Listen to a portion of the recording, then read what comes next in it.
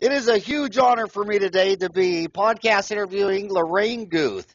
Lorraine, thank you so much for doing this with me today. Lorraine's background includes many years of business administration and successful treatment presentation, as well as extensive studies in communication and leadership skills.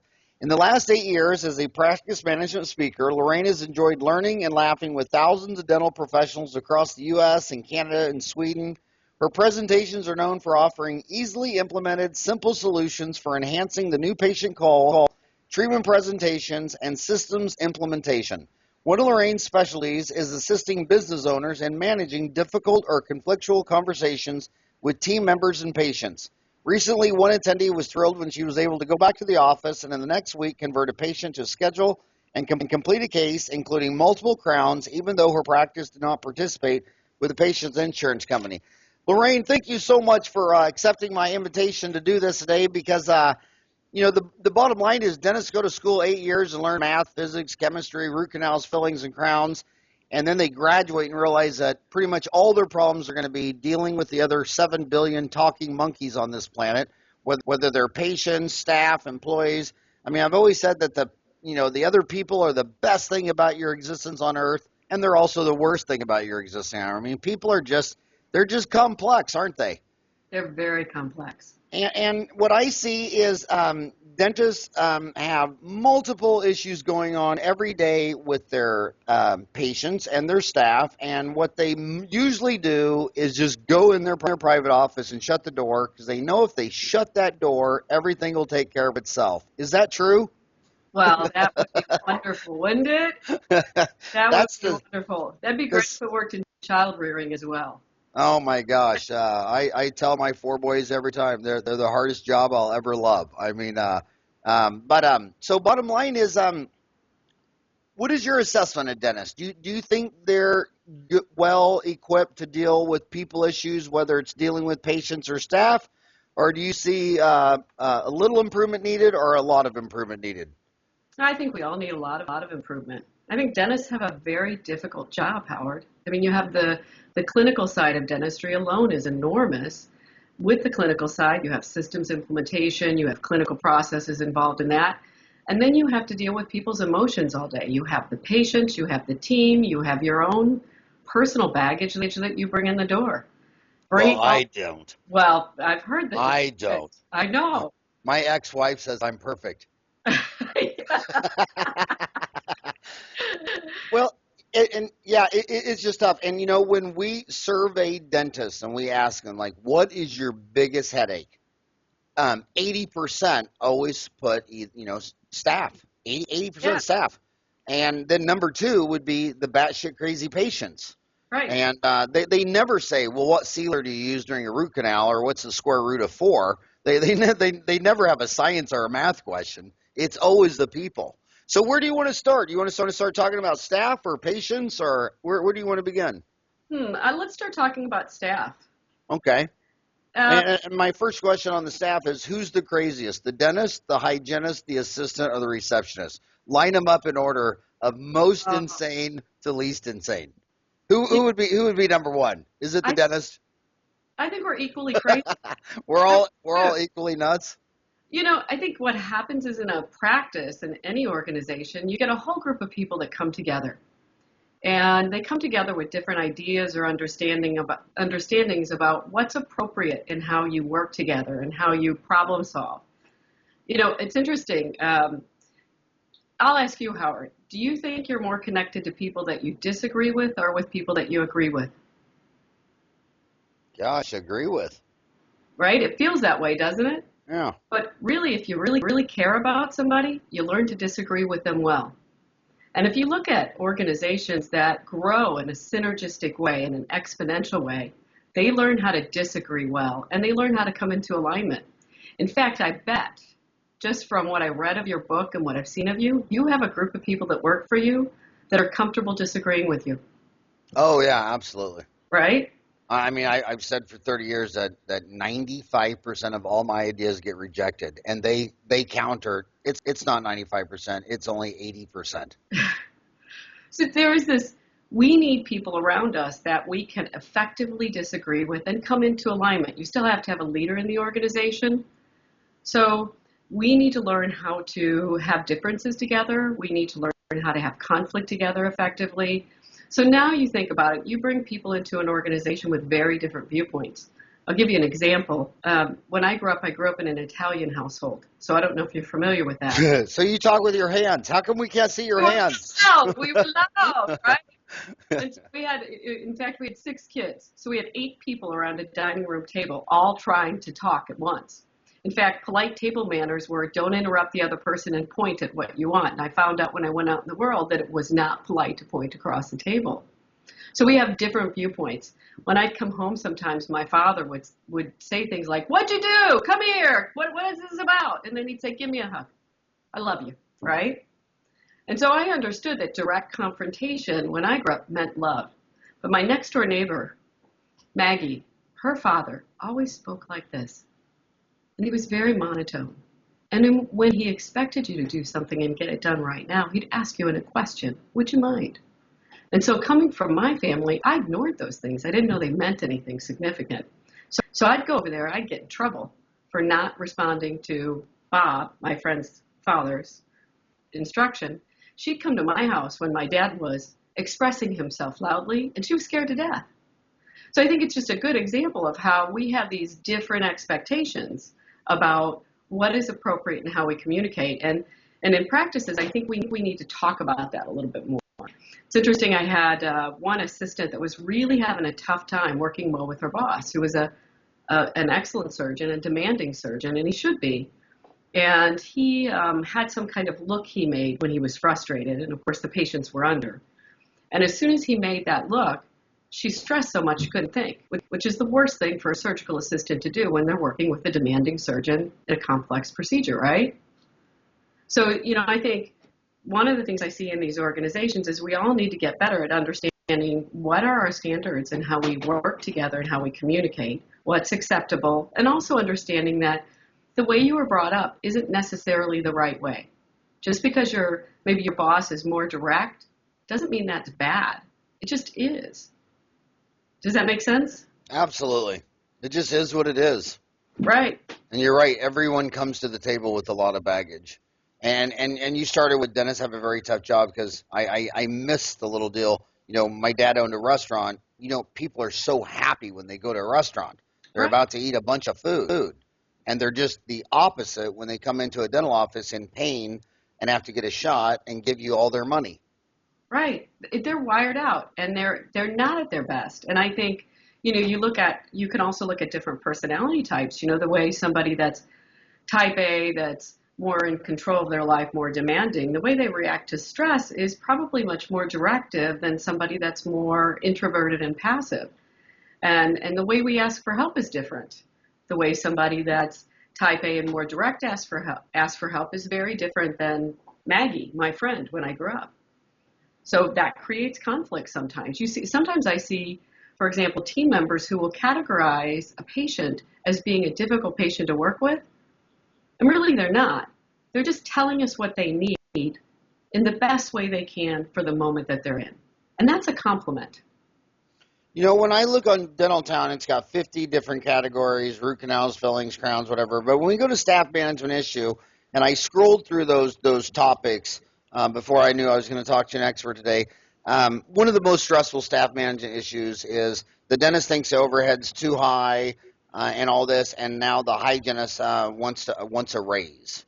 Right. And he's just goes on Dental Town and just verbally, unloads, and is so stressed. So do you see that situation? Do you agree that that's a so what's the answer? Your overhead's high. You feel like you're not doing well, and the staff wants a raise because it's justified because the Earth made a complete revolution around the sun, and whenever the Earth goes around the sun, they want their dollar raise. It's all based right there in the stars. It's the astrology straightforward. How do you handle this? Do you just go out there and look and make sure that Mars just passed Uranus? Or isn't it funny? So it's interesting that what I find is team members in dentistry, and I spent a lot of years as a team member with very misguided beliefs. team members in dentistry are never taught business and how money works and how wages work. And you begin to learn that as an entrepreneur because you simply have to for the marketplace. So one of the things I see, one of the patterns, I'll just give you an example. Let's say that in your office you had Susie that works for you, who's been with you for a long time, and maybe the last couple of years she's kind of slacked a bit. And that can happen.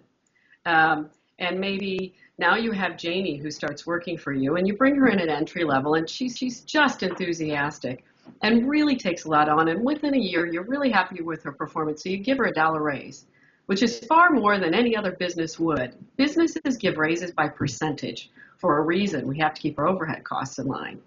So Janie comes in, and you give Janie a huge raise in the first year, maybe because you're frustrated because your other long-term employees aren't doing as much. And so then the second year, Janie's really excited, so she keeps working hard. So the second year, you give her another $1, right? But the people that have worked for you for a long time, you can't do that because they're over what they should be getting paid for the marketplace. So you create these conflicts. And what we're doing now is we're teaching Janie that if you do a great job, every year you get a $1. So one of the reasons that people come to you with expectations sometimes that don't work well is because we've taught them that. So if you look at, I was listening to the average pay increase in the U.S. for people from entry level beginning position to the end of their career is generally 2 to 3% per year. And if you look at it, it makes sense in line with business overhead cost. So when you get this hygienist who's coming to you and they're frustrated because it's been a year so they should get a $1, I think sometimes we have to look at the fact that we taught people that this is how it works. And then the problem with this is that if you don't begin to have real discussions about how wages work, what people learn is the way to get a raise is to quit working for you and go somewhere else. And they apply for a job for somebody that's been shorthanded and they're desperate, so they get a raise for taking that job. Does that make sense? Mm-hmm. And so I think there is this conversation that we can start to have that every job gets capped in wages. Yeah, Howard, as a dentist, there's only so much you're ever going to make as a dentist if you don't adapt your practice. It's the real world. And so I think for team members, the question becomes, A, understanding what is the market range for their position. At what point do they get capped? And then how do we motivate and incentivize people that are with us a long time? Because in the real world, you can't pay a dental assistant $100,000 a year and stay competitive in the marketplace. We have to start having conversations about wages. But you got thousands of kids listening to you right now that just walked out of dental school in the last 5 years. How are they supposed to find out what market wages are for a hygienist or an assistant or a receptionist? Where is this data found? That's the frustrating part. So there was a time I used to work at a hospital, and they were able to take positions by category and look at real wages, look at various government institutions and census reports and really see what market wages were. We're not doing that really well. So the best way to do it that I've found, which is not a great way, is when you're interviewing, you make people on the application or on the resume submit what they're making and what they hope to make. And understand that if somebody overshoots in their expectation, don't diminish them for it. They just don't know how to negotiate wages. Doesn't mean they're not a good candidate. So you can start to look at all of them together and get an idea of your market. And then call your colleagues. Call your colleagues and ask them what they're paying. And if you don't have colleagues that you have a relationship with in your community, that's a sad thing. We all need to work together. And then there are the salary.com and some of those. The tough part of this is too, Howard, like I look at, for example, Philadelphia. In Philadelphia, there's an area where 20 miles apart, people get paid more from the other 20 miles because there's the transportation across the highway is a problem. So it's hard to get people to work in this one spot, so people get paid more. So how do you judge? It's just, I think, really tough. Now, do you think Dental Town should do a salary.com deal to help my homies? Do you think that would be a good feature, or would that be like collusion and illegal and all that stuff? I don't know. I don't think it would be illegal because I don't think we'd have salary.com if it was. I think it'd be a great idea. And I think we have to look at it also in connection to wages plus benefits. So, this was one thing that I learned early on when I started. I'd been in private practices in dentistry where compensation was really cash heavy, right? It's how much you make, not so much the benefits. And I went to work at a hospital and I took a $3 an hour cut in pay. And I had a discussion with HR about that. I was frustrated with that. And my discussion with them was based on that I believed that they were out of line with the marketplace. And what they said to me is that in the past, you've been getting wages in a cash-rich kind of way with fewer benefits. In our organization, we consider 30 to 40% of your wages as your benefits. And we had amazing benefits. I ended up with, when I was out on leave with my son, I had 6 weeks off paid. And that was awesome. So I think when you look at salaries, you have to look at that. And also as a business owner, you have to look at from what market you're pulling. So part of the reason employers will say, here's my percentage that I can afford to put towards compensation. You have to look at what market you're pulling. And if you're in your market offering health insurance is important, then usually that means the hourly rate is lower in that market. If you're working in a market where no one offers health insurance, which is more common, then you'll see a higher dollar an hour rate per hour. But then for employees that don't understand these kinds of business decisions, it's confusing, right? So I used to make this much at this office, and now you want me to make this much less. Or here's the other piece that affects salary. And I can tell you this is something I did when I was learning and coming up the ranks. I got my raises. I always managed to get good raises because I performed. And then there was a point that I got capped and I couldn't get any more. So finally there was a point I took a job with a very difficult doctor who couldn't keep people. And I got a big raise. And the reality was in that organization, nobody lasted more than a year. And I figured out very quickly I was getting combat pay. And that's what it was. It was combat pay. And in the end, quality of life trumps everything. So there's a point then when I went to leave there, my thought was going to interview at other jobs that they should pay me as much as Mr. Combat Pay or more. And I found out that wasn't true. So sometimes that's part of what it is. If your wages, if you're, like I've had people who have had tremendous turnover and they're having trouble hiring people, and one of the pieces of advice I've given them is increase your wages and get better at leadership so you don't have to pay people too much to work for you. So what do you think is normal staff turnover? I mean, when you said he had high staff turnover, I mean, what would you say the normal is? And also, how much is normal worth? Because, when we build relationships, not teeth. So when you're talking about you got two assistants and one's a new one and she did good and you gave her a buck raise, she did great another year and you give her a buck raise. And sometimes you're looking at that older one who's been there 9-10 years and it's kind of puttering out in her life or whatever. But then you're trying to put an economic value on what is 10 years of a relationship, value, trust. I mean, when you go to sell a dental office, you have equipment, but you also have blue sky because of the name brand of this practice. How do you put a value on, wow, I don't want to get rid of a dental assistant who's been assisting my patients for a decade because everybody knows her and loves her and trusts her. So that's a lot of questions at once, but what do you think is a healthy staff turnover, and how valuable is a person who's been with you for 10 years as far as a relationship, and what type of economic impact is that when you trade that lower performing NFL player who you don't think is going to get you to the Super Bowl for maybe a more energetic player? Is that enough questions for one question? That was pretty good. So if I lose track of anything. I think I got 37 question marks in that question. So I'll start. I figure my questions are so lousy that if I throw 20 of them out there, one of them's good and will stick. They'll all stick. There's a term I use, and I think what you want is appropriate employee retention. We don't want employee retention at all costs. We have a team of people to work together. And so, I look at, there's a difference between family and team. So, there are things I'll do for my family because that is all about relationship and not about money, that are very different. There's dysfunction that we put up with. I'm sure we all have some of that. But in a team relationship, if you If you let one person far too fall off the grid, so to speak, it says all the wrong things to the rest of the team. And I think we have to be leaders and deal with that. So I want appropriate employee retention. I want long-term employees. What you see out there, typically one of the numbers I heard is the average, and I can't even remember where I heard this, the average dental employee lasts 2 years in a practice. And it's interesting, my husband, I was just talking to him the other day, and he was listening to a program that said our kids coming out of high school are going to have 12 careers in their lifetime, most of which we don't even exist yet, right? So we have to expect that this is a time in our humankind of tremendous opportunity and technology and possibilities.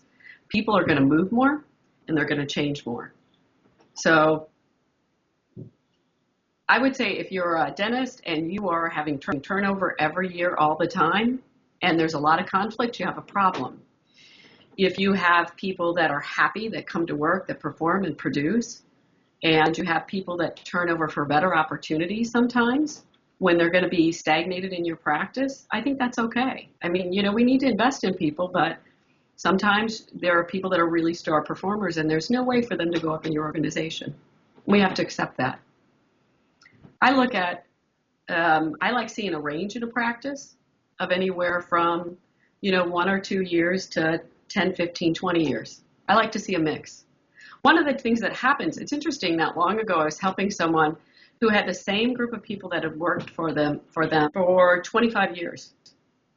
And that worked really well for a long time. But then people started to have, one of them had a severe physical problem and retired out. Some things started to happen in that regard. So the doctor said, my gosh, why am I having all this transition? And my answer was, this is age related. It's because this is a time that people are going through changes. So you're not likely to keep your entire staff consistent till they're 65.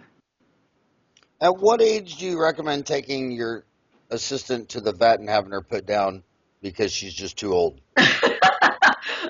Well, I think age is relative, isn't it? Oh, it's funny.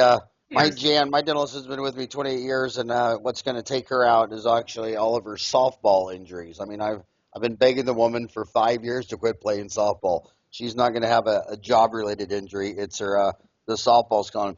I thought what you said was interesting about medical benefits, that it really depends on where you're at. Because I always had a different angle of that on Dental Town. I've always been arguing with these dentists. You hear them, they go into politics and they don't want universal health care, and then they don't provide it for their staff. Right. And I always provided medical insurance for all my staff and a 401k because I thought it was criminal that if Jan stood by my side from age 25 to 65 and I walk off retired and wealthy and she walks off to a trailer park on Medicare, that just wasn't fair. So Right. So I always provided because I always thought it was a right-wrong issue. But you're right, it does depend on what they're used to. But I believe, like the dentists who don't want any government regulation from the state board, but then they're not going to call their peers out for doing malpractice dentistry. You know what I mean? I mean, you got to, if you don't want the government, then we have to do it ourselves. And I've always believed that hell, we're in healthcare, so I've always provided medical and all that. So what about go back lessons learned on hiring? One of my pet peeves about dentists is I look at the NFL and 38 franchises. They'll have like 6 or 7 full-time employees that scout every single possible college player that could ever play any position in the organization. When they go to hire a quarterback, they'll have the complete list of all the boys in the universe that are eligible for this job. And then when a dentist needs an assistant, they'll throw an ad on Craigslist. Right. 2 people walk in on Monday, and they'll hire one of the 2. I mean, I've never thought they take HR serious. And some of these dentists are the biggest sports fans in the world, and then their own recruiting is just like whatever. I know. Isn't that interesting? I think everybody's afraid of it, frankly, and they feel like it's time consuming, it's demanding, and they don't know how to do it. So they kind of throw in the towel and they do what's easiest. And the Craigslist thing, it's interesting. I've had people talk to me and say, it's so hard to find good people. And I ask them, what do you do to look? I put an ad on Craigslist. And I'm like, okay, well, that's not that much. So part of what I like to tell people is recruiting is marketing. just like marketing with patients. You need to get out there and let people know that you have a job. So I talk about Craigslist, there's Monster, there's Career Builder, there's LinkedIn, there's iHireDental. I mean, if I'm looking for a star player, just like you talked about your football teams, right? If I'm looking for a star player, I want to get those ads out there everywhere where somebody might see them. But one of the complaints that I get when you bring it up is people will say, well, that costs money, that's expensive. So my answer is, one of the things I tell them is write down the number 25,000 and put a dollar sign in front of it. And that's what you're spending. When you hire a new employee in a dental practice, you're spending that in 6 months easy on time spent in training, on lost opportunity. It's a big investment. And so, these same people, these same doctors that if they were going to drop 25,000 in the stock market would do a little research. I think that if we're going to hire, we need to realize this is a significant investment in another human being that has a lot of potential for variable. So we need to put those ads out everywhere. And we need to not worry about the fact that it costs $395 to put an ad in Monster. I mean, my gosh, what are we going to make on a great employee? Look at your assistant. If you thought about how much more you've made economically because you had her by your side, right? That's worth the price of an ad. And I also got to say one thing about Jan, because some of my colleagues thought I was a jerk. Is when your favorite team steals the best player from another team, everyone claps. When I stole Jan from one of the greatest dental office, it was actually Michael Schuster, the famous Michael Schuster, whatever. When I stole her from there, some of my friends thought, well, dude, that was rude, and it's like. Why? It's what you do in the NFL. It's what you do in hockey. I mean, and furthermore, if you can steal Jan from me, my hat's off to you. I mean, if I'm not making her happy and you steal her from me, that was my fault. You know what I mean? Oh, so I want to ask you this specific. I see some dentists that will only hire an assistant or a hygienist or an associate dentist, someone with 5 years experience. Right. Then I look back, and a lot of my friends had some really good luck, especially with front office, just taking someone off the street from another service centers. Like the best receptionist I ever had, I stole her from Chase Bank. She was just so sweet and attention to detail, and she came over from banking to the front desk, and she learned soft dent in about an hour. So what's the trade between 5 years experience and no experience? I'll tell you what, I think in our practices, if we really want to go where we need to go in dentistry, we're going to have to start acting like businesses in a much more significant way. I think we can all be successful if we start acting like putting good, sound practices in place.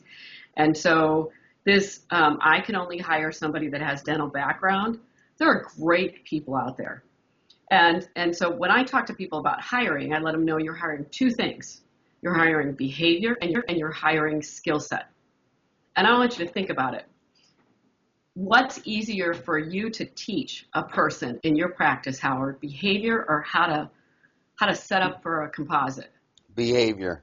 Behavior's easier or harder? No, behavior's hard. You can't. It's almost untrainable. It's hard, right? So yeah. I look at the human being, that I have matters.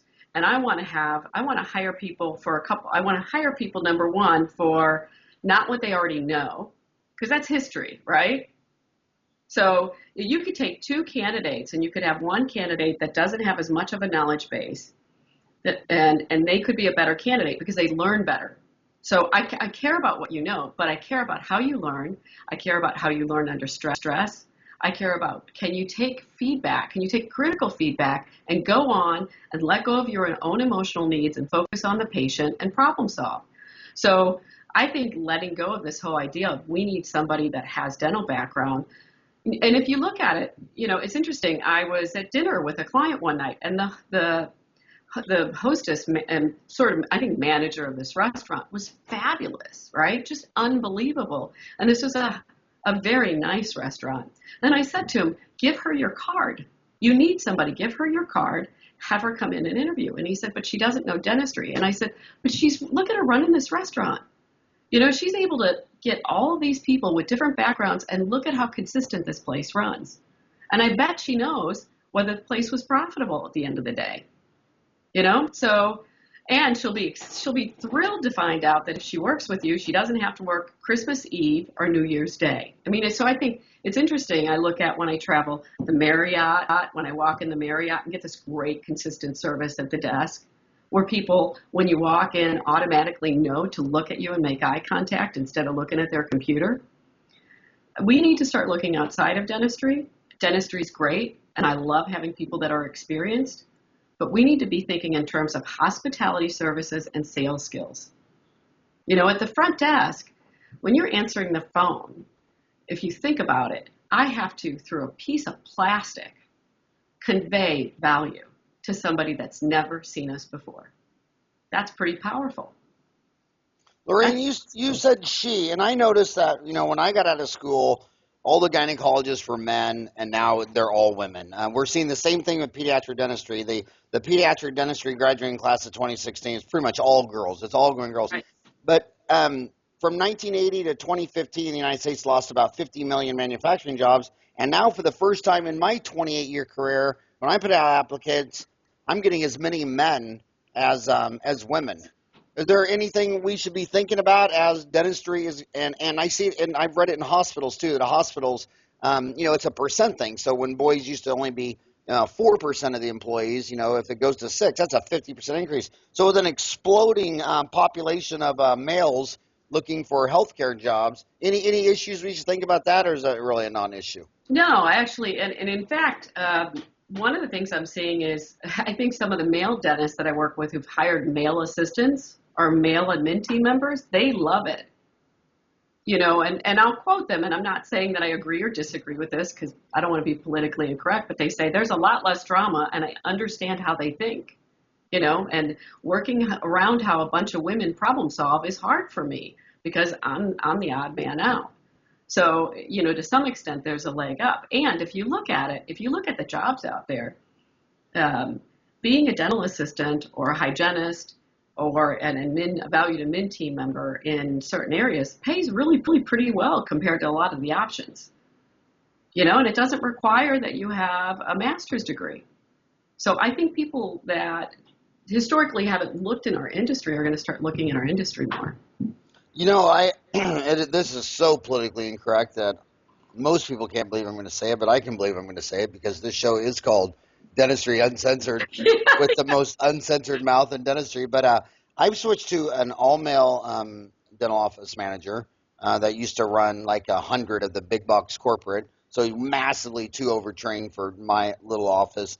And 2 of my 4 dental assistants are males. And I swear to God, I personally think they're far more easier to deal with. Is that because I'm a male, or just because males only say 2,000 words a day, women say 7,500? Every time a man talks to another man, a woman will talk to 5. Do you think it's just less, just more simple?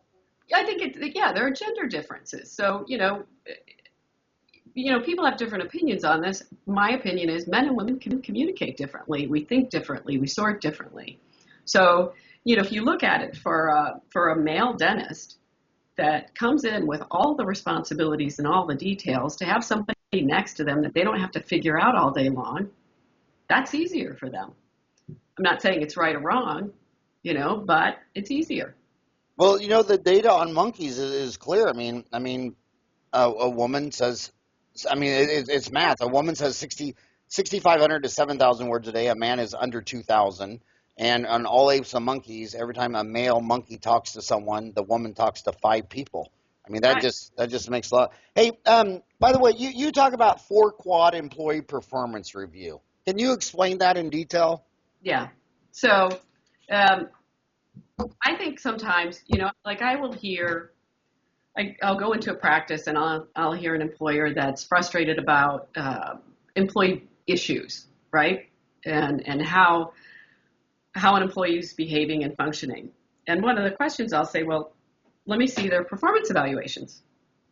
And what I find out is all of their last performance evaluations were great, right? And it's like, oh, but you're now so frustrated, you don't know if you can stand it anymore. So why did they have all those performance evaluations that way? And the answer is they were grading people on technical skills only, okay? And so, you know, I think people live up to what you direct them to. And I think I rate people under 4 quads. One of them is 25% is, if I'm rating an employee, is how well do you work with me as the owner? You know, do I have to have angina for 3 days before I ask you to do something different? You know, are you going to cry if I do that? Or am I able to communicate with you effectively in a way that fits my nature but is appropriate to you? You know, we all have to make some concessions, right? So how well do you work with me? If you, let's say, I give you feedback as an employee and you're nice to me and pleasant, but you walk around passive aggressive for 3 days and you go in the lab and tell everybody what a jerk I am. Well, I'm paying you to do that. That's going to make me rate you lower as an employee because I'm not going to build you for success. It's interesting. Sometimes I go into practices and I can see which employees have the best relationship with the owner and being able to give and receive direct feedback. And the way I can see it is those are the employees that get all the opportunities because it's just easier to walk up and say, Susan, what I need is this. And Susan's not going to get upset because you said it a certain way. She's going to know that if you said it in a frustrated way, it's because you trust them and you need their help. So I think, part of it is being clear about rating. How well do you work with me? Can I communicate effectively? Can I give you feedback in a regular way? And I'll challenge you, Howard. If you can't give an employee, if you can't have a good working relationship in the way you give effective critical feedback and positive feedback, you will not develop that employee. That's one. The other 25% is how well do you work with your team? So if you're technically a star performer and you're always great to me as the owner, but the team can't stand it when you walk in the room, I still have a problem because great patient care happens because we move information appropriately around the office, right? There's so many details in patient care. So if you have an employee that doesn't work well with the rest of the team, I don't care how good they are in every other place, you're going to have problems. So, there is that, do they work as a team? Do they listen to other people? Are they effective? Can they effectively disagree and exchange ideas? There are all kinds of parameters. And I have a sheet where I go through different ways that you can judge and see that. It's interesting. I was talking to one of my clients once, and it was right before it was coming out. And he said he hadn't realized that his hygienist and his admin team member were so at odds. I mean, they were really at odds. And I said, well, why hadn't you noticed? And he said, well, they never came to me and told me. And I said, did you ever watch the way they talk to each other? And he said, not really. And I said, so do you ever really see them together? Just shooting the breeze when you're not around, thinking that you're not watching. You ever see them connecting together? And he said, no. And I said, when they walk past each other in the hallway, do they acknowledge each other? And he said, no. And I said, that's how you know you have a problem. Two women can't walk by each other in the hallway and not acknowledge each other. I think men can do that. Women can't do that. So you got to have people that can work well together and understand that's an important piece. So I have do you work well with me as an owner? Do you work well with the team members? And then how do the patients respond to you? So it's interesting. I had one gentleman I was working with, and he said, I have 2 people at the admin area. And one of them, the patients love her. And they always talk about her. They always say her name. And the other one, they don't say anything about, or they call her that woman up at the desk. Does that mean there's a problem? And my answer is, one's connecting with the patients and one isn't, right? And so I think, there are all kinds of ways that you can judge whether someone is doing well with the patients. And I look at, do the patients love you? Do they say their name? Do they buy from you? Right? If you're a hygienist and you're working with patients and no one ever tries to improve their health after working with you, then that's a bit of a problem because we're supposed to be helping people get their lives better and make their health better, right? So I've got now you, the owner, your team members, and the patients. 75% of how I weight your performance is based on those things. The other 25% are your technical skills. So to me, let's say you're a dental assistant, and technically you're the best dental assistant in the world. But if you don't get along with the team, if the patients aren't in love with you, and if I have to have angina every time I talk to you, then you're not really a valuable employee for me. Lorraine, is it a small sample size that I think this, or are you seeing it? When I meet women dentists that are just crushing it, they tend to have a more all-male staff. Do you notice that ever, or do you not notice that? I haven't noticed that. You haven't noticed that? Is that an Arizona desert thing? Maybe an Arizona desert thing. I want to go back to the team. Do you building a team, since that's your most stressful thing? Do you see any things that more successful teams do more that less, like morning huddles or getting wired up on walkie talkies, or how often should the office have a close down and have some um, what do you call it, a retreat or a meeting, Yeah. or what do you call that, a staff meeting? Team building, staff meeting, Yeah, whatever. or sometimes some offices will actually go away. They'll go to a resort on the other side of town and have a retreat. Can you talk about any of those things that do you think any of those things technically help team development, or do you think it just comes from the leader? It's a bit of both. If you look at it, a great leader is going to make sure there are systems in place to create a great team. They're not going to hide in their office. It doesn't work. It's interesting. I think morning huddles are critical. Morning huddles, in What order, percent do morning huddles, would you say, in your observation? What percent of the 150,000 dental offices in America start with a morning huddle? I would say at least less than half. I think people talk about it, but they don't do it, and then it becomes a problem because somebody has a hard time getting there on time, or people come in late. They're still eating breakfast when they walk into the huddle. They're not prepared. So you have to be a leader. Oh, Lorraine, I'll throw my homies under a bus. It's because the dentist doesn't want to get there early. He wants to walk in at 1 minute till 8 and walk in operatory 4 and numb up the patient. I see the laziest person in the office, the dentist. I'll tell you right. If I were going to pick a key component of success, when the dentist is the first one there, and when the dentist is the last one to go. When there's leadership in the office from the beginning to the end, it sends a standard. I can even say practices that run on time with patients. One of the common things I'll see is I'll see a dentist. In my mind, I call it prancing. They're in the hallway or in the lab waiting. If they're supposed to be in a room at 8 o'clock, at 5 to 8, they're waiting. Like, where are my patients? I need to anesthetize somebody. They're not in their office on their email. So, I think things that make a difference, huddle absolutely makes a difference. I think. Why? What happens at a huddle that helps the team? It sets a tone for the day. One of the things, especially if your leader is a good leader, it says, I'm in leadership of this practice, and I'm going to make sure today goes well. It sets the tone for the entire day. And you've got a group of people who are coming in that day who could be off emotionally, who could be not focused. You need somebody to pull that together, to lead the charge, right? They have to follow you. The other thing is there's a lot of information related to patient care that people have to be on board with. So when you have a morning huddle, it says to your team, you need to come to work, you need to come to the game prepared. So, I don't like huddles where people come in and they haven't reviewed charts, they haven't looked at any information. They're coming into huddles waiting to be told what to do. I want a team that comes in and everybody has a piece they come prepared for. When I used to, one of my great mentors that I worked with years ago, I had to come into the huddle from the administrative side and talk about, for example, the new patients coming in that day, what was important to them. And also I would tie that to where we had holes in the next week. And I might say, Doctor, Mrs. Smith coming in today, I know she's going to need perio. Here's what she told me. Maybe she won't, and I have a 2:30 opening on Thursday with Jane, the hygienist, that would be perfect for perio. So if you could tell her if she needs it, how important it is for her to get in, then that would be great. We filled it as a team. There are all kinds of things you can do in huddle that matter if you come prepared. And the administrative side many times doesn't understand what's happening on the clinical side of the equation as they go through their day. This is where you bring that together.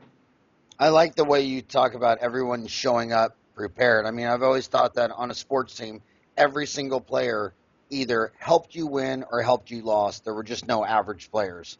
It's like you caught the ball and made the touchdown and you didn't catch it, and that's why we lost. You're a winner or a loser. What about staff meetings and team retreats? How often do you think a dental office should have a staff meeting? And do you think going off-site for a retreat is a return on investment? What are your thoughts there? Does that seem to be a game changers or helpers for the most successful? It can be. So I'm going to give you a sport analogy to this for a moment. A number of years ago, was taking my son to football practice once again, right? It was like, we're always going to football practice. And I'd sit in the parking lot with my computer and do my work. And I was getting frustrated one night because they practiced all the time and they only played 8 games a year. And then all of a sudden I thought about it and I thought, in our industry, we're playing the game all the time and we never practice. And we wonder why there are problems, frustrations, conflict. And so if you look at, I know the National Football League, they only play so many games, but they record, they watch recordings, they have departmental meetings, they have joint meetings, they have leaders in various places, and they practice over and over and over. And I think we're playing the game way too much and we're not practicing enough. And if we are going to have to learn to be more effective in business, we need to quit whining and complaining about the changes in the industry and be good at business, which means we need to build people. But we talked about you need to build people. So I like, when I work with people, one of the things I work with them on is to learn how to be a leader and have a good meeting. So you as the boss having a meeting is not, you could have a lot of meetings where you as the boss just rant and rave for an hour. It's not going to be effective. You have no idea what's going on in the minds of your employees and they're not able to contribute. So learning some professional team meeting facilitation skills is absolutely an asset to a leader in a business, and then have regular meetings and judge how often and how much they are based on what you're trying to do. So as an example, if you're heavily embedded in PPOs and you want to go fee for service, you need to have a lot of meetings because you have to look at how are we going to change our service standards? How are we going to change our day-to-day just basic functionality in order to be worth our patients paying us 40% more than our competitors? How are we going to do that? Right? So you need more team meetings. If you're busy and you're running at a fast pace, once a month, you need to sit down with your team and have effective meetings. And when you have effective meetings, because they're talking more than the boss. And you see balanced engagement. It's facilitating a room. So I like team meetings. I think one of the things that we're missing is we are not having one-on-one engagement with the team enough. One of the things that, as I look at HR and where HR is changing out in the industry, instead of the annual performance review, you're seeing more organizations step away from that and instead have what they call more on-time performance review and more intermittent and more ongoing. So, especially when you think about if you want to have long-term employees, there's only so much you can ever compensate somebody in wages. But if you have time where you acknowledge them and learn how they think and what they need, that's powerful. It's interesting. I've been asking people just to get a feel.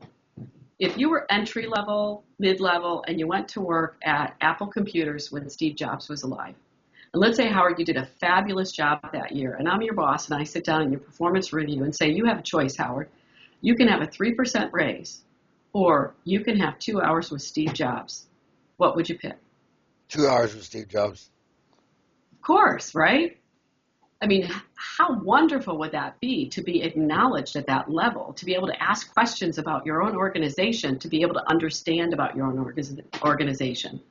So one of the things that I'm working with my clients on, and I'd like to see in the industry more, where dentists, if you're the leader, that you actually have structured time that you meet with an employee just to find out what they think. And I give them a process, what's happening, what's working well for you. A great question to ask an employee is, tell me about something that you've done that you're proud of that I haven't noticed that I should have. I promise you there's an answer in there, right? Let them have a place to say, here's what I'm doing for you, and ask their opinion about some things in the practice. We all want to feel like we're part of the decision making. I was reading a Gallup poll about employee engagement in America, and I off the top of my head, I can't remember the numbers exactly, but it's at least, I think 67% are either not engaged or not significantly engaged.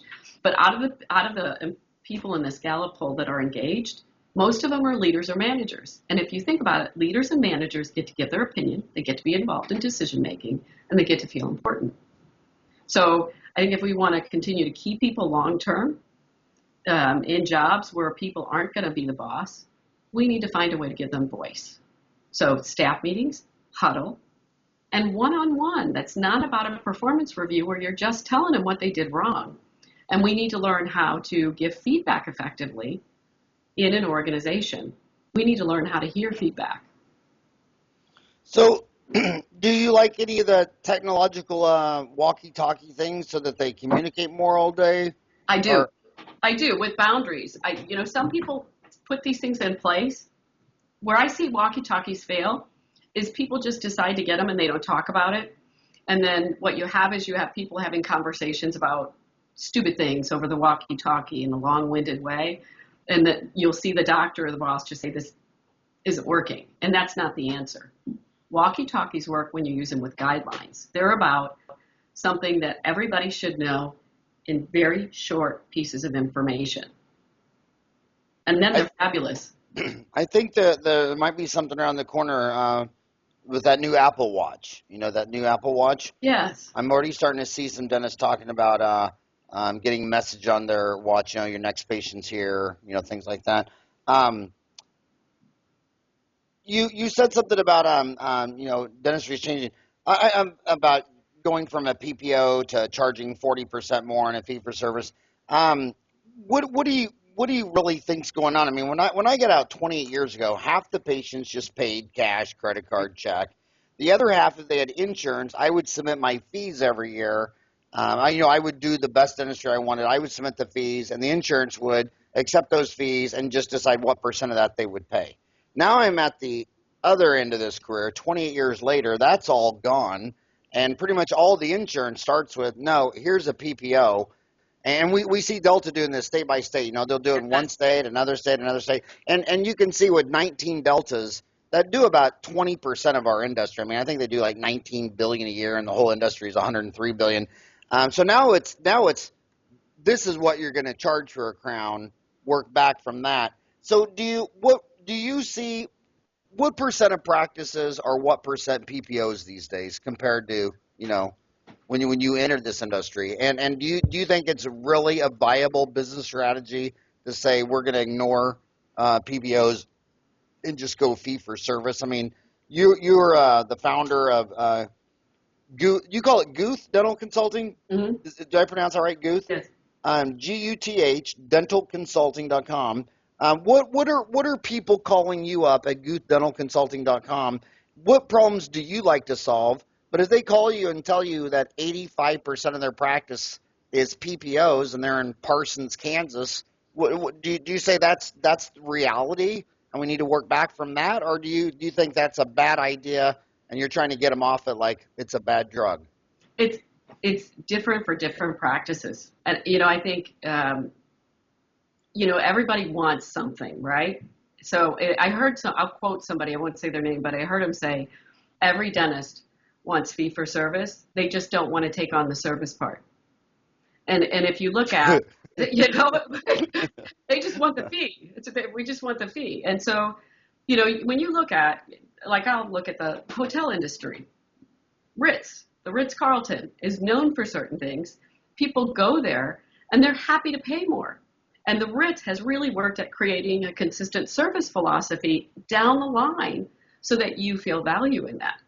But you don't get to be the Motel 6 that says, hey, we're not going to train our team. We're not going to work at that level. We're not going to make our physical plant look good, but we want to get paid what the Ritz gets paid.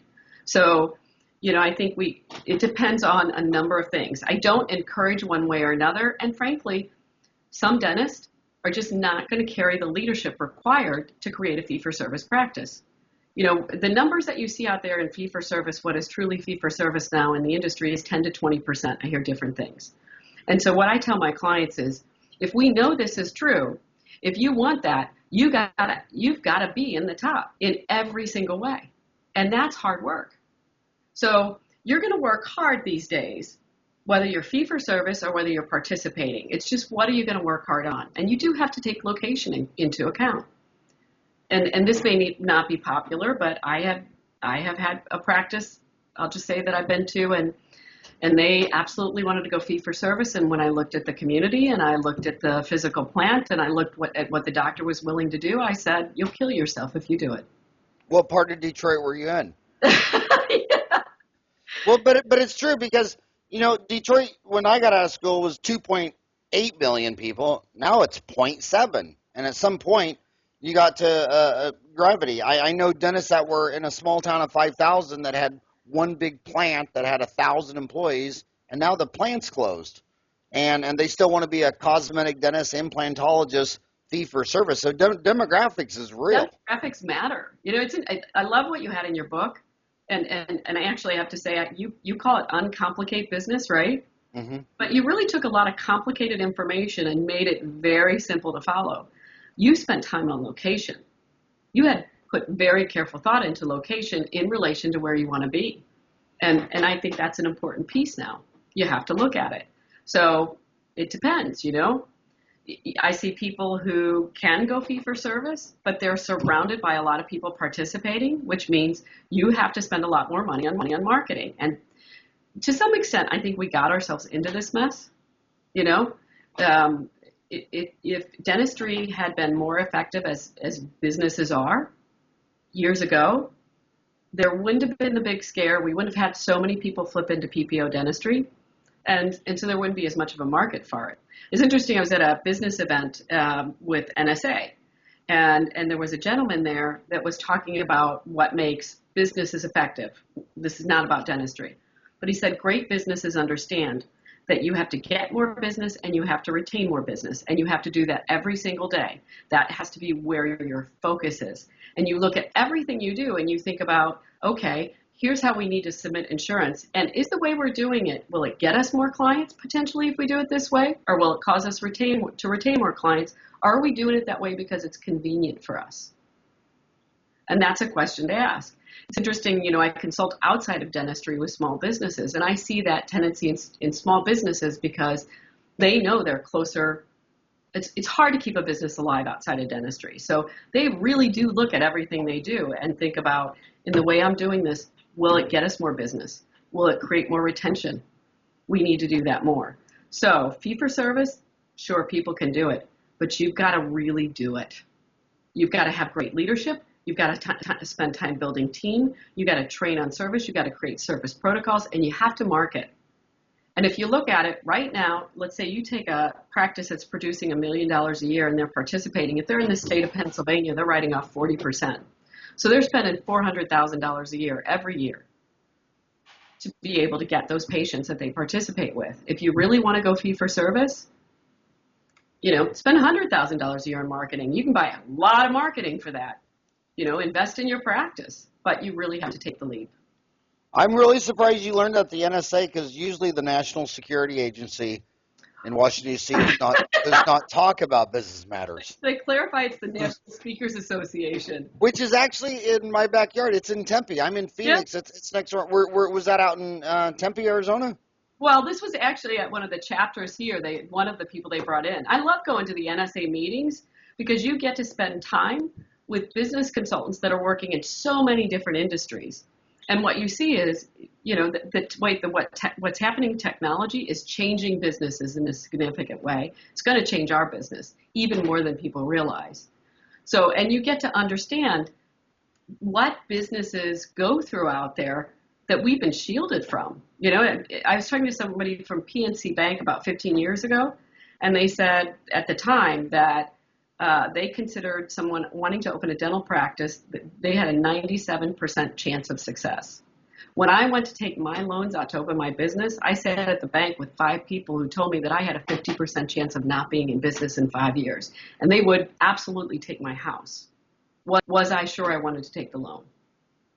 So I think you see, you know, in dentistry, we're getting to understand that we need to have sound business philosophies in place. Can I keep going? I mean, we're out of time, but can I keep going with you? Because you're so amazing. I want to get to first for my homies. They're used to an hour brand, but I want to go to overtime with you. What problems does GuthDentalConsulting.com, what does Lorraine Guth like to solve? So I'll just set this up for you. You're talking to several thousand dentists, and me having done this for 3 decades, the most bizarrest thing about dental consultants is like all the rich guys always use them all the time and have used them for decades. And then everybody where you would just be a saint, walk on water, and be Mother Teresa of St. Dentalca is they never use them. So what I want you to do is I don't feel like I'm doing a public service talking about you to guys who have used 5 different consultants in the last 20 years because you guys all are a return on investment. So I want you to talk to that individual dentist who's suffering, he's stressed, he's got all these problems. What do you like to solve? How could he contact you? What problems do you like to solve? Paint the picture so my homie listening to this is sitting there thinking, yeah, I'd give anything if that'd go away. And what problems do you make go away? I help them learn how to deal with staff in an effective way so they get better performance. It's not just about the systems. The other thing that I do is I do have some consistency and structure in some of the systems I teach, but I adapt them to different practices. And I adapt the order in which we do it based on what's happening in the practice. One of the things that I spend time helping them with is if they need to hire, how they can learn to hire effectively, how they can learn to vet potential employees behaviorally. I give them systems to do it so that it's more time effective. So, what I do is help them get the team in place, and I structure everything around that. I help them get better at how they problem solve as a group, and that gets more production. And then I work with the typical things that we work with, and how do you talk to patients about money and fees? How do you talk about insurance? Financial arrangement, new patient call. Those are things that I'm very, very good at. The reason I'm very good at that, though, is because I've studied communication in a significant way. I've studied how people relate to each other. So when I work with these things in offices, I'm not really just teaching them scripting. I'm trying to teach their team how to learn to listen effectively, how to understand that when a patient says something difficult to you, it's a compliment. They're actually saying, I'm so frustrated about this, but I want to do business with you anyway, Howard. And so then how does an employee pull themselves together and respond to that in an effective way? I do all those things, and I work with practices in all ranges. But I would say that one of the practices that I work with about half the time are very successful practices who are trying to make the next level, and they're trying to deal with success. It's interesting. We start up, right? We start our business, we get excited, and finally we have business. And then what happens is we get really busy, and we realize that you have to learn how to deal with that. That's a whole nother level. It's interesting. We start our business thinking, things will be great, right? For a dentist, things will be great when I can get this practice where the schedules are filled and we're producing $1.5 million a year. And the answer is, yeah, it's great. But there's a whole set of challenges that come with that you didn't know about. And you have to change things then at that point. So I help people learn how to manage success as well as learn how to create it. But see, you just said a Freudian slip because you said, $1.5 million. See, the average dental office only does $675. But you probably, your average practice that you deal with probably does $1.5 million. And that's my point. Not necessarily. I have some in the 600 to the million a year. But see, 600. But it's still my point. 600 would still be the 50th percentile. 675. So you're saying 675 to $1.5 million. But the people that are doing 300, the people that are doing 400, the people whose wife right now is out selling Amway so they can buy groceries, they never call you guys. No, they don't. And I always tell them that every dollar you give a dental consultant, you're going to get the dollar back in that calendar year, and then another quarter or a quarter and a dime or 2 quarters, and they don't get it. They're spending so much money not getting help.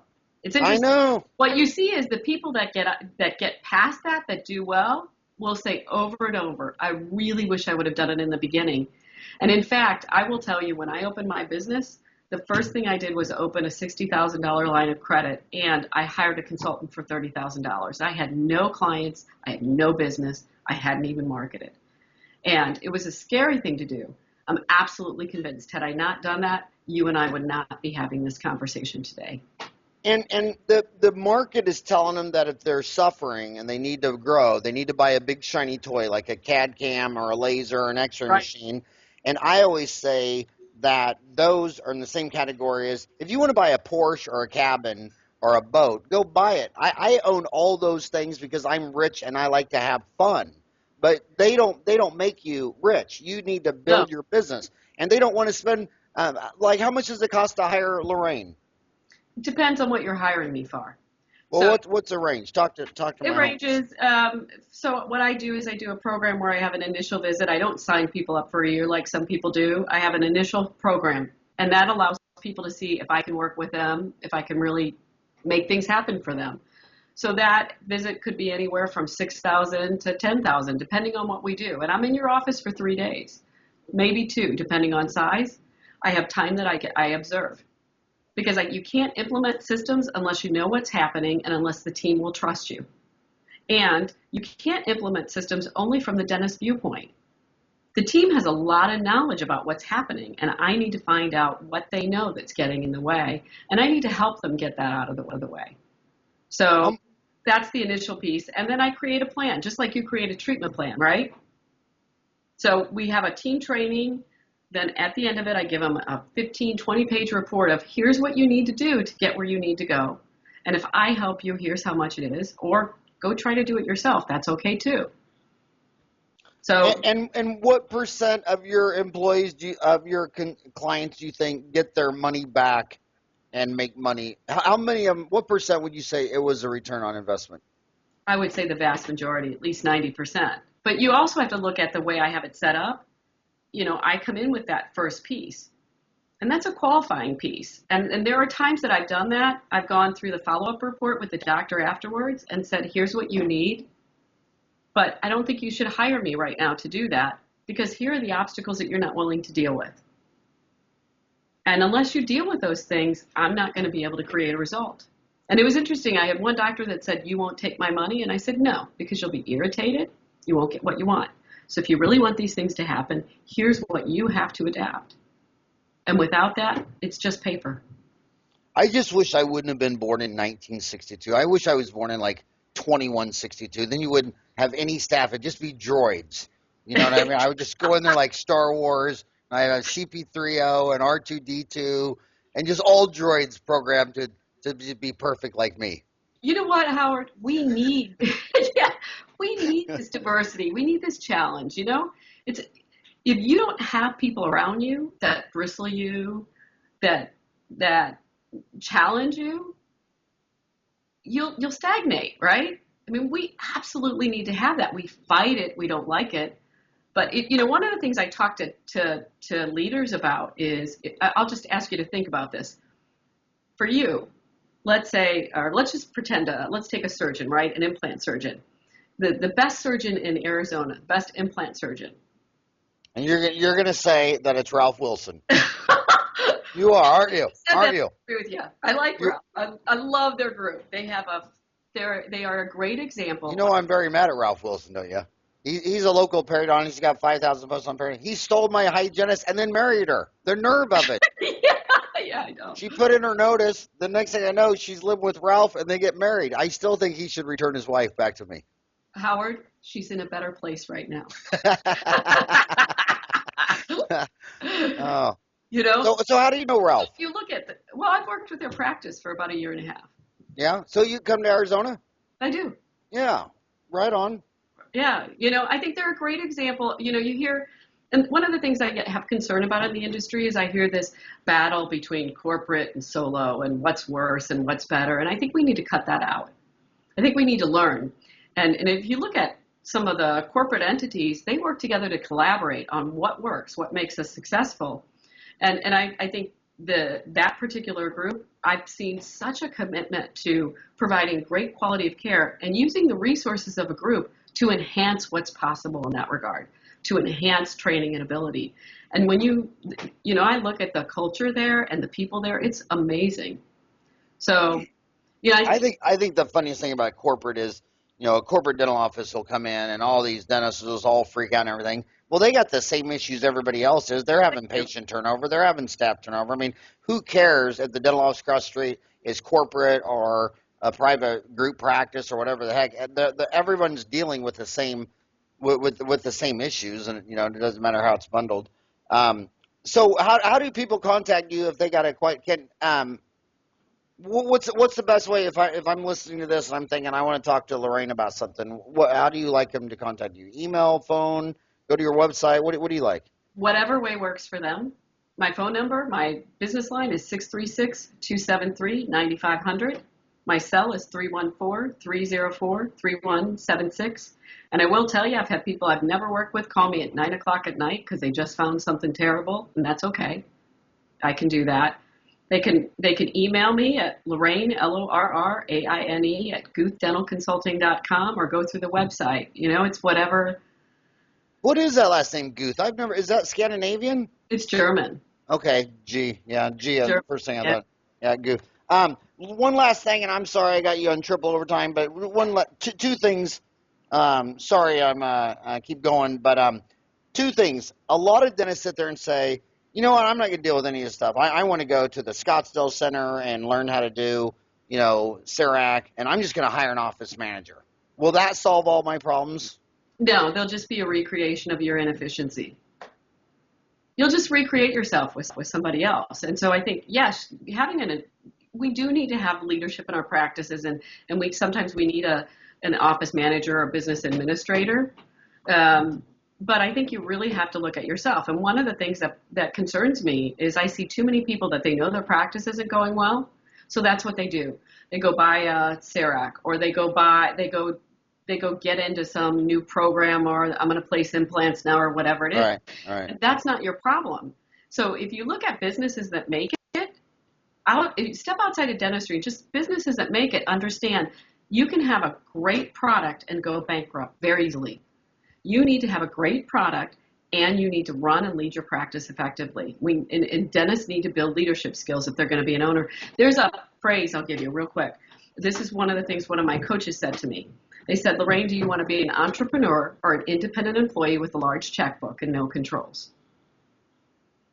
Right? And so if you think about what an entrepreneur does, yes, we want to have a great product, but we look at what's happening in our business. We look at our numbers. We look at what's happening in industry. We're proactive. We plan ahead. We build our teams. We learn how to be better leaders. An entrepreneur is always looking for a way to grow and build their business and make it more effective. An independent employee is somebody that's really great at what they do, and they own a building, they don't have a boss, and they don't take care of things. So if you look at, like, I've been an employee, I've been a business owner. Being an employee, I was very different in my viewpoints. There were things I didn't care about. There were things I cared very much about. I wasn't balanced in running the business, and that's okay because I was an employee. But if you're going to be an entrepreneur, if you're going to run $1 million, $2 million a year business, you need to learn how to do that. You read. You talk about how many books you read. I think it's funny. Speaking of books, one of my favorite books ever was Only the Paranoid Survive by Andy Grove, the founder of Intel. And he's exactly the opposite of all the dentists in trouble. He says in his book that, that you got to be prepared as a leader that when something really bad happens, that you just completely erase your schedule and you just stay there and work the problem. And what I believe these agencies like the Scottsdale Center, the Coy Center, the Pankey, the implants, whatever, is they're so stressed out about their office and the thought of just, I'm going to go to the airport, fly to Scottsdale, and stay in a resort and learn and buy a new shiny object and learn how to cut into gums and suture and place implants. That'll solve all my problems. Whereas Andy Grove and I would tell you, no, you need to clear out all your schedule and work the problem. And if you can't solve the problem, you need to get a coach. Every Olympic athlete has a coach. Call a dental consultant to come there in the middle of your office where the shit is hitting the storm. Solve that, fix your business, get rich, then go to a resort and buy a shiny new toy, a Porsche, a CERAC, a CBCT. You're seeing the difference between somebody that really makes it is their ability to work with pain. Right? Because running to Scottsdale is fixing your business in a way that feels comfortable and easy for you. That's not how you fix your business. What I see is the people that do the best, that are most successful, they're able to be in that pain situation, that discomfort situation, and then take a breath, and they don't whine about it. They don't complain. They acknowledge it, accept it, and figure out what to do. They're better at being in pain. If you look at your practice is running badly and you're having lots of problems and you don't want to deal with the issues and you run off to a CE course on whatever it is that is clinical related, you're running away from the problem. And it's not that that isn't valuable, but don't run away from the problems. People that are really great in business and are great leaders are good at pain. And I don't mean we should be, terrible to ourselves, but they deal with it. And it's interesting. There was another coach I was listening to, and this was at another national speaking NSA events, National Speaker Association, and he said, "This is the gentleman that has made $1 gazillion as a consultant, right?" And he was talking about the way he's done that is he has some people he's worked with for a piece of the profits and a small fee, large corporations, and some people he just charges them a big fee.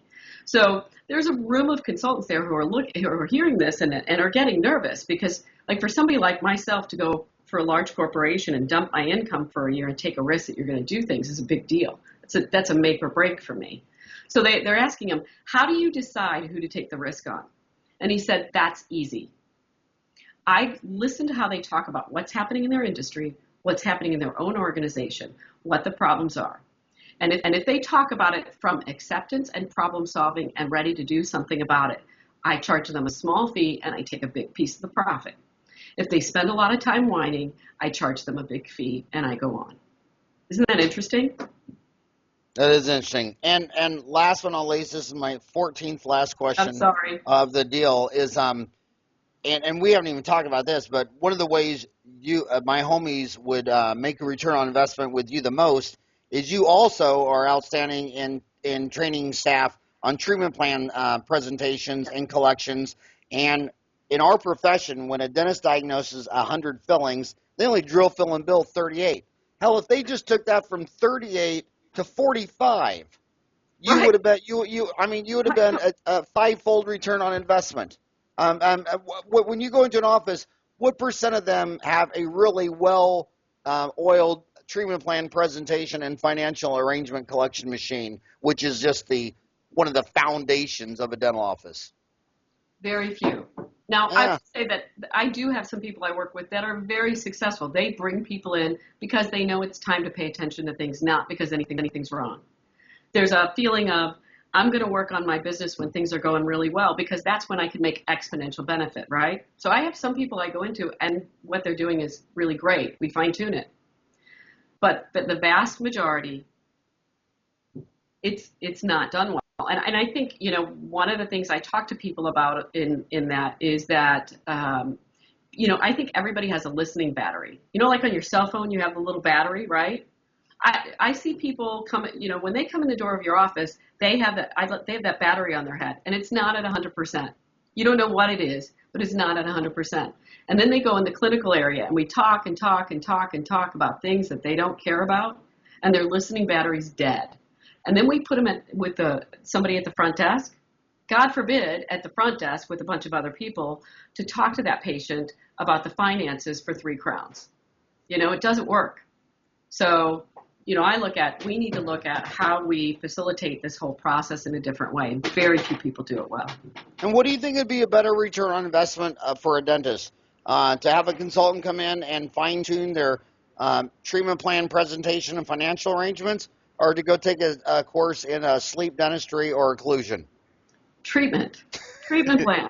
Yeah. Really,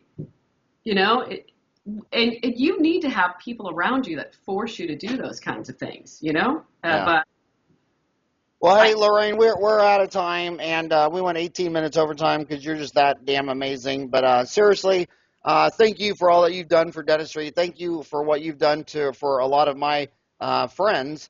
And just thank you so much for sharing an hour with me. And if you're a homie listening to this, just fix your damn business and then go to resorts, buy toys, and for every time you buy a CBCT, maybe get a boat or a cabin or whatever. But fix your damn business. You'll be happier. You'll have less stress. You won't be looking at your 401k every month wondering when the hell you can retire. The happiest guys, the happiest dentists I know are 75 or 80. A dentist walked up to me in LA, 92 years old, the only dentist alive today that survived Auschwitz, and he just bought a $100,000 CBCT. He says he's having more fun at 92 years old. I had another. You're from Missouri. I had a George Rui in St. Joe, Missouri, practiced till he was 92. His wife passed at 88. And he said if it wasn't for his amazing staff and practice and patience, he wouldn't have known what he was going to do for the 4 years after his beloved wife passed away. So if you love dentistry, like if you told me I had to retire from dentistry and I could never pull 4 wisdom teeth or do a molar root canal again, I would cry. And so if you just burned out and want to retire, fix it. And Lorraine can fix it. I know you can. Lorraine, thanks for spending an hour and a half with me today. Thank you. All right, have a good one.